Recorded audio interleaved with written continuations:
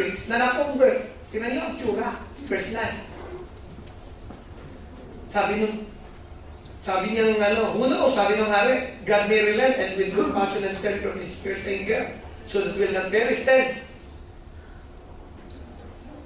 Tingnan niyo, when God saw what they did, and how they turned from their evil ways, He had compassion and did not bring upon them the destruction He had what? What? Threaten. Tuloy. Yung lalaki ng Diyos. Tingnan niyo yung tsura. Yan ho ang pastor na na-convert ang maraming tao, masama ang loob. Hello? Isipin niyo, bakit siya nagalit? Bakit na-displease? At hindi siya nasyahan? Bakit? Sabi ko na nga eh. Sabi ko na nga. Papupuntahin mo ba ako rito? Sabi ko na nga. Malalim mo yan si Jonah. Hindi mo siya ordinaryong propeta. Ang pagkakilala niya sa Diyos matindi. Sa kanya lang, Lord, magkakata na tayo. Huwag mo na ako'y sugo doon. Kilala kita eh. Baka pag nag-preach ako doon, sa sinabi mong mensahe sasabihin ko, at bumalik sila, kaabagan mo. Eh, ang gusto ko nga sa kanila, patay na yan. Pagkasasama mo talaga ng mga abo sa'yo. Ayan. Eh, Lord, yung mga kahit na yan, talagang tudasin mo na. Ayaw agad, gusto agad natin, patayin na agad. Ang Diyos hindi. Amen. Hello? Nakabasa tayo sa dyaryo. Isang bata ni Ray, pinatay. Grabe namang mamamatay tao yun. Tapos nagagal tayo sa mamamatay tao. May kaaway ka lang na kapatid mo sa church. Mamamatay ka na Ray. Amen. Tapag nga sabihin mo, dalawa na kaming mamamatay.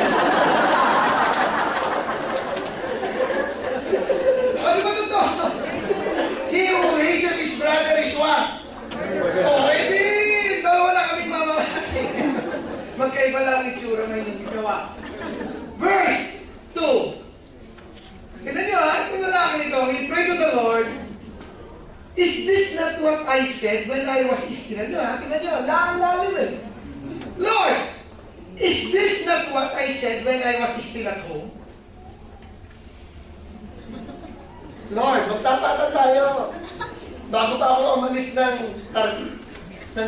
nung papuntay mo sa Tarsis, kinausap mo na ako sa bahay, alam ko na. That's why I was so quick to flee to Tarsis. Huh? I know that you are gracious. I know that you are compassionate, God. Is slow to anger, abounding in love, God who relents from sending calamity. Kinalala kita. 3. Now, O Lord, take away my life.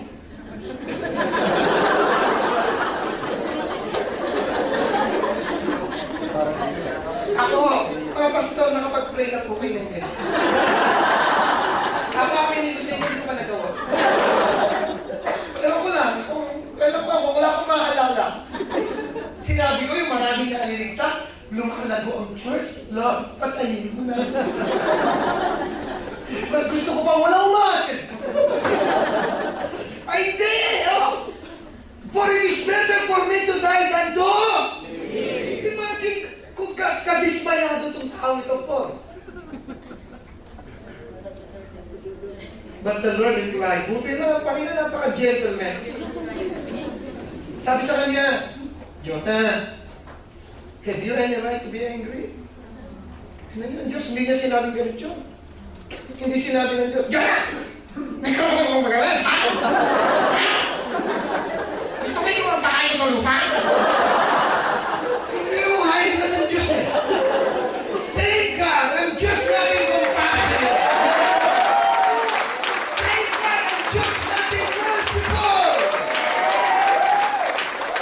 Buti naman. Hindi. Very gentleman siya. You know, son, have you any right to be angry?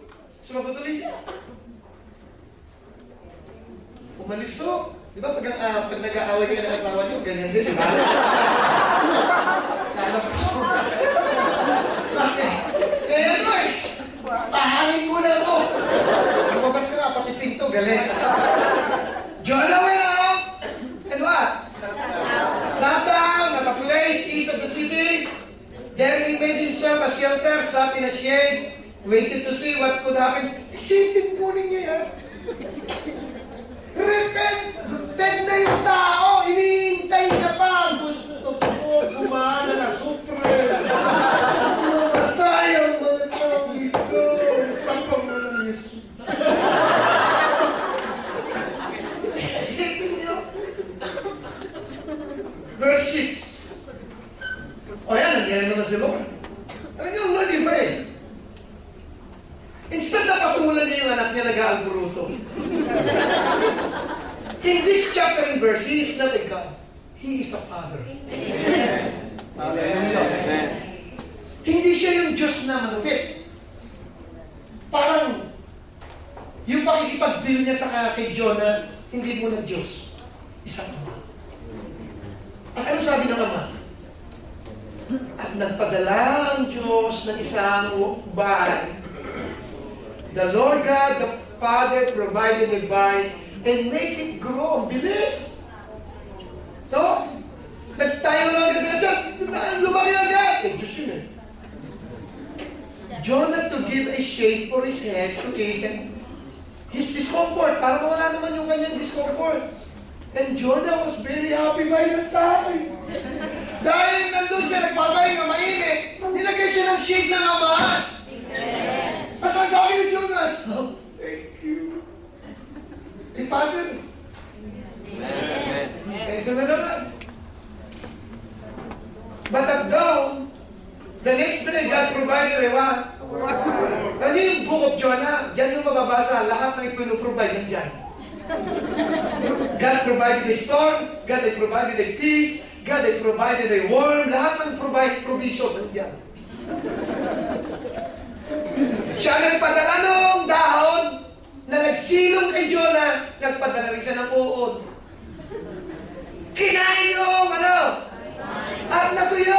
Ang bilis Eh, 1,000 yan eh. When the sun rose, Father provided a what? Nag-provide na naman siya. East wind, and the sun blazed on Jonah's head. Tinamaan ng araw. And he grew faint, napagod.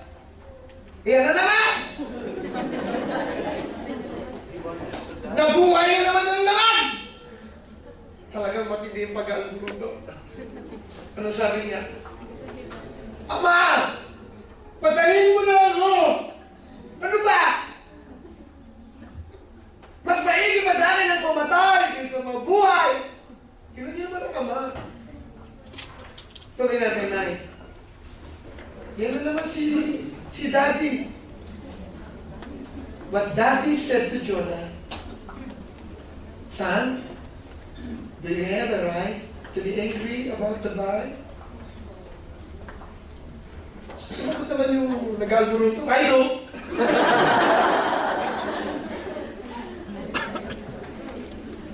I'm angry enough to die. Medyo ganun pa rin ang sagot niya. Sumagot ulit si Daddy.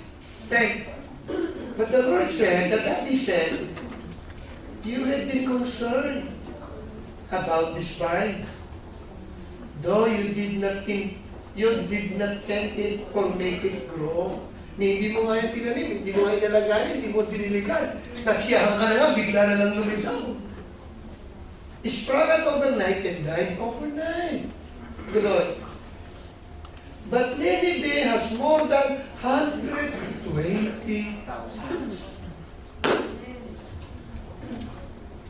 Ilan po ang naligtas? May LCD ba yun? Thank God sa mga ganitong equipment. Thank God sa internet. Thank God sa lahat ng mga modern gadgets and etc. Nagagamit natin for the glory of God. Amen. Pero hindi yan ang mga tools. God is the main. Amen. Siya lang. Amen. Wala nang iba. Pag ang Diyos ang kumilos, walang celebrity speaker. Amen. Walang matataas eh. At tingnan niyo sabi ni Daddy, Jonah, but Nineveh has more than 120,000 people who cannot tell their right hand from their left, and many cattle as well. Ito ang matindi sa lahat. Ito ang guhitan niyo sa Bible niyo. Should I not be concerned? Church, if you are an intercessor, and you are much concerned to Sharjah, to Al Ain, to Abu Dhabi, or to Pakistan, one thing I would like you to know tonight, God is much concerned than you. Mas matindi mo siya. Bakit? Tignan niyo, should I not be concerned about Dubai? Parang ganito eh. Anak, ang problema mo ang Dubai. Anak, mas pinoproblema ko kaysa sa'yo. Anak, burden na burden ka sa sadya. Anak, mas matindi akong burden ko kaysa sa'yo. Hello? Should I not be concerned about the city? Palitan niyo na yung great city, Singapore, Hong Kong, China, Macau, Libya. Alam ng Diyos eh. Kailan mangyayari yan? Pakibalik sa Acts chapter 3, 21. Kailan mangyayari yan? If I am not mistaken, Acts. Kayo po ba yung nandiyan pa? Amen. Kayo ba yung nandiyan pa? Amen.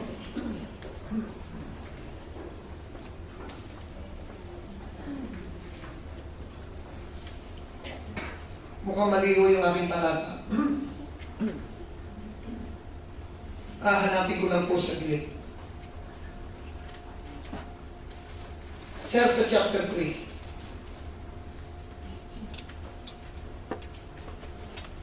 Okay. Ito po ang napakaganda. Gusto ko po dito magtapos. Tinandaan ko na to. Nakawala pa. Kayo po ba nandiyan pa? Amen. Pakihanap nga po yung salitang restore everything. Okay. He must remain. Who is that He? That is Christ. Must remain in heaven until the time comes. Until the time comes. For who? For what? Say, to restore everything. To restore everything. Isa pa. To restore everything. Listen to me. Kung may 120,000 Ninevites repented in just 8 words of preaching, pwede bang ulitin ng Diyos? Amen. Sa huling araw, baka ang preaching hindi na mahaba eh. Tatayo lang dito, magsasalita na eh. Iyakan eh. Bakit? Wala tayong gagawin eh. Diyos nakikilos eh. Kaya ang aking, bakit ko tinuturo itong mga ito? First, hindi nga lang tayo workers. Pero, pinasasabi ko na sa inyo sa una, may maluwalhating makikita tayo isang araw. 2, please magpatuloy kayong dumalo. 3, huwag lang kayo dadalo, magpagamit kayo. Kung may training na ino-offer ang mga pastor, maging bahagi kayo. Bakit? Ano ba makukuha sa training na yan?